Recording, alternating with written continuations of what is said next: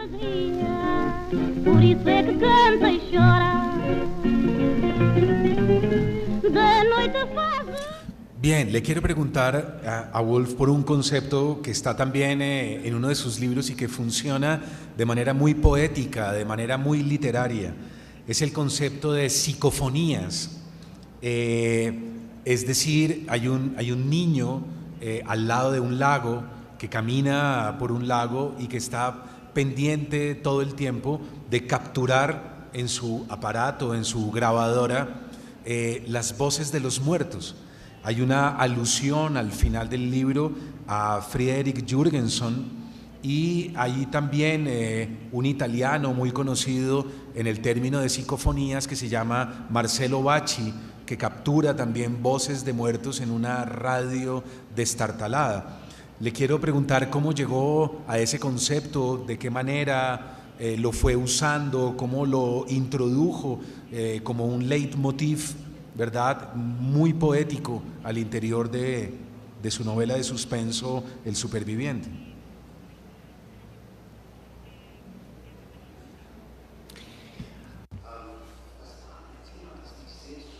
Pues ese es un tema que a mí mismo me fascinaba siempre. Y aquí lo que hice es que cambié el tema, que al protagonista le di algo de mí, porque desde niño yo estaba muy fascinado con este tema y muy cautivado. ¿Es posible escuchar las voces de los muertos?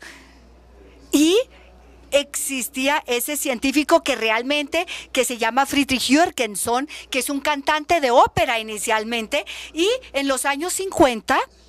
él hizo una determinación o una afirmación supremamente interesante. Había una grabadora donde él estaba grabando un programa de radio y al día siguiente, entre las grabaciones, él escuchaba la voz de un amigo que se había muerto un año anterior y escuchaba cómo decía su nombre. Entonces se hizo investigaciones, lo escribió en un libro y hoy en día existe una sociedad que sigue haciendo investigaciones en este ámbito, no solamente hoy en día también con aparatos muy modernos como computadores, etcétera. Y pues este señor sigue estas investigaciones. Yo mismo soy un poquito escéptico frente a ese fenómeno. No sé si uno debe creerlo o no. Pero lo que sí es fascinante es... escuchado. ¿No habían escuchado lo anterior?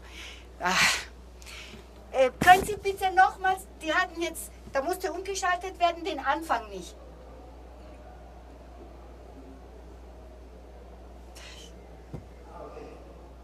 No la última, todo desde un principio.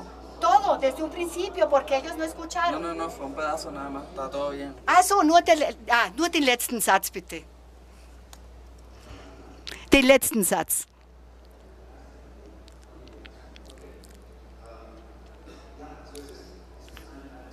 ¿Sí escuchan ahora? Bueno, como digo, yo no sé si eso existe o no, pero de hecho es fascinante escuchar estas grabaciones. A uno le da piel de gallina realmente. Quiero entrar como al interior del oficio, ya literario como tal. Woolf tiene un manejo del suspenso y del ritmo narrativo que es bastante particular. Hay unos cambios de perspectiva y hay unos cambios de voz narrativa, ¿verdad? Hay una polifonía al interior de las novelas. Y le quiero preguntar por la estructura de sus libros. Le quiero preguntar por los dibujos, por la arquitectura. Algunos escritores trabajan de manera lineal, pero otros escritores hacen como escaletas cinematográficas. Otros trabajan caóticamente, otros dibujan o tienen mapas y van ubicando. En una novela de suspenso la estructura es fundamental y yo creo que él tiene como una capacidad muy particular para organizar esa polifonía y no ir a romper en ningún momento el hilo del suspenso. Quiero preguntarle cómo trabaja y cómo es su cotidianidad con respecto a sus novelas.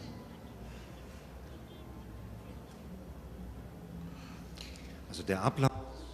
Bueno, el suceso es de tal manera. Primero que todo, yo necesito la idea del tema. Y esa idea es la que me da el personaje principal. Y para mí ahí lo más importante es diseñar esta figura principal y decir, bueno, ¿con quién es que yo quiero hablar o con quién quiero trabajar? ¿Con qué figura en este libro? ¿Quién será la figura principal? Y cuando ya he decidido o determinado todos estos puntos, entonces, como decía Mario, empiezo a hacer como una planeación. Hago como un storyboard en la película donde digo, bueno, ¿cuáles van a ser los diferentes capítulos? ¿Cómo va a ser, digamos, todo el movimiento? Se va a desarrollar todo? Y yo no escribo de manera cronológica, es decir, yo no empiezo con el inicio del libro, sino con la escena más importante, con la escena clave. ¿Para qué? Para primero recopilar las informaciones y decir, bueno, ¿cómo puedo llegar yo hacia esa escena clave? ¿Qué alusiones? ¿Cómo debo abordarlo para que el lector de pronto sepa, bueno, hacia dónde va él? Pero el final es una sorpresa. Y al final tener ese momento tan hermoso donde el lector dice, oiga, sí, en este punto yo tenía la alusión, ya me habían dicho que iba como en esa tendencia. Y yo pienso que eso es lo que hace bonito leer un libro y repasar otra vez este libro. Y esa es la manera como yo procedo cuando escribo. Lo que es muy interesante es que se ha planeado o he planeado toda la historia. Tengo un escritorio donde tengo un montón de papelitos pequeños. Entonces ya está la planeación, yo escribo y viene entonces una escena.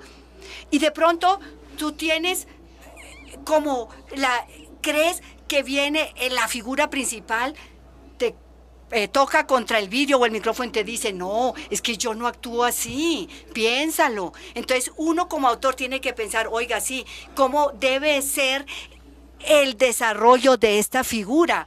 Entonces, así uno haya planeado desde el inicio hasta el final, siempre vienen cosas que lo tienen a uno en tensión y en atención de cómo deben darse.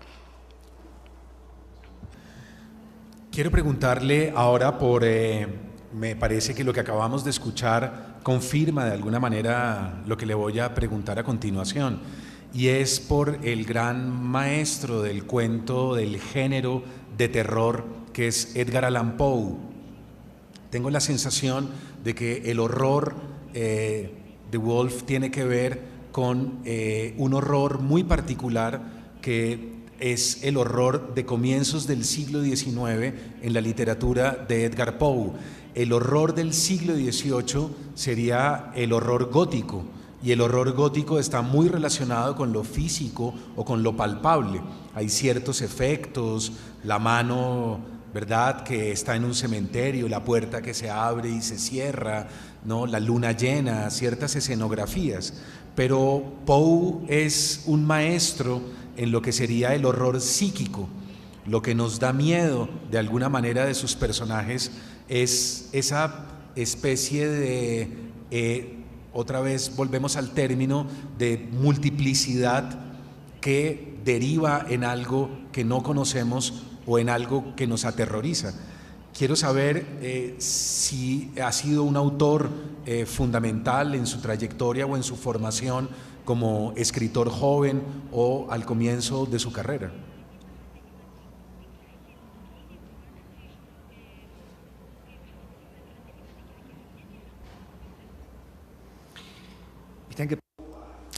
Yo pienso que Poe fue un maestro de lo que hoy en día se llama psicotriller, es decir, lo que él describe en sus como horrores viene de la psicología, y cuando él se trata, por ejemplo, en una de sus novelas de una persona que comete un homicidio y lo torturan tantos sus sentimientos de culpabilidad que lo único que puede hacer es ir a la policía y decirle, confesar lo que hizo. Pero por otro lado, si nosotros, pues también es como algo que es un poquito misterioso, y yo pienso que todo eso sí influyó en mi trabajo, pero Para mí se trata de hacer tangible este horror para el lector a través de símbolos cómo se utilizaban en ese horror gótico, sin trabajar con mucha sangre ni violencia, porque la violencia per se desarrolla en nuestras cabezas. Y en eso Poe sin duda alguna fue el maestro y sin duda alguna pues es uno de mis ejemplos.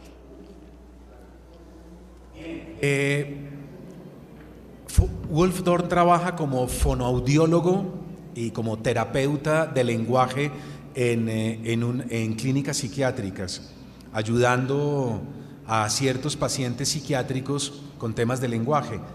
Y no pude evitar pensar que al comienzo de la humanidad, el arte, la religión y la medicina eran lo mismo. Y después se fueron especializando, pero al comienzo conformaron una unidad indivisible. De esa unidad primera, tribal, prehistórica, muy antigua, nos queda una relación entre el lenguaje y la sanación, es decir, lo que llamamos catarsis, ¿verdad? Tanto catarsis a nivel individual como catarsis a nivel grupal. Es decir, la literatura es también un asunto clínico, es un problema clínico. Y tengo la sensación de que ese oficio de él se ha elevado a un plano muy raro en los libros, y es que las novelas tienen que ver con una sanación no solo del personaje en la historia, del descubrimiento de un trauma, de un complejo, de una psicopatología, sino creo también que la literatura de Wolf Dorn sana a ciertos lectores y a una sociedad que parece estar en perpetua insanidad o en perpetua enfermedad social. Le quiero preguntar por esa relación catártica de sus libros con sus lectores también.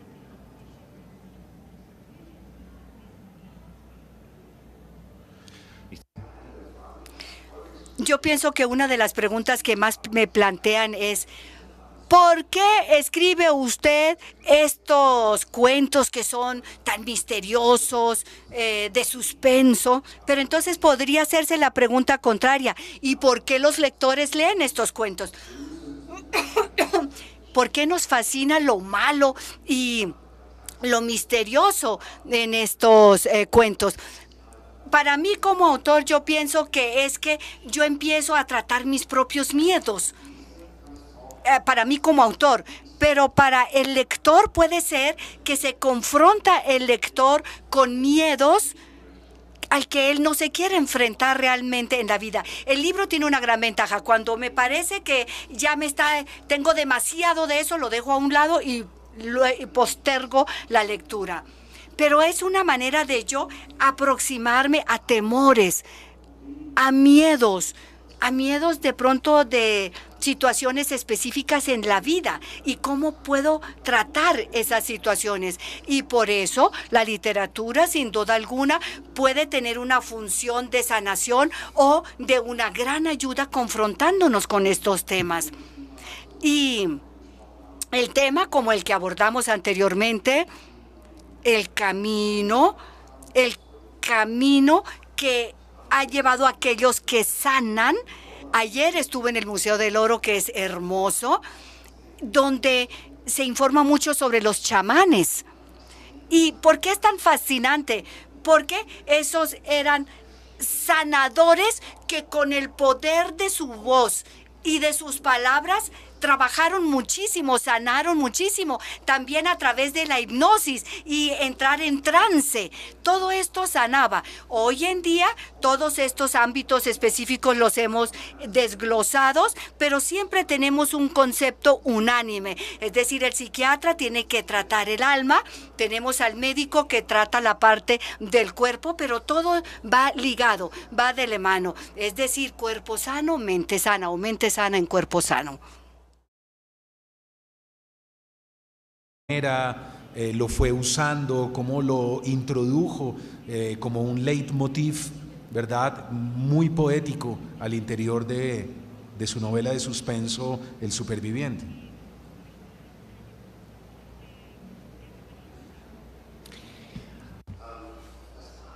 Fonías, es decir, hay un niño al lado de un lago que camina por un lago y que está pendiente todo el tiempo de capturar en su aparato, en su grabadora, las voces de los muertos.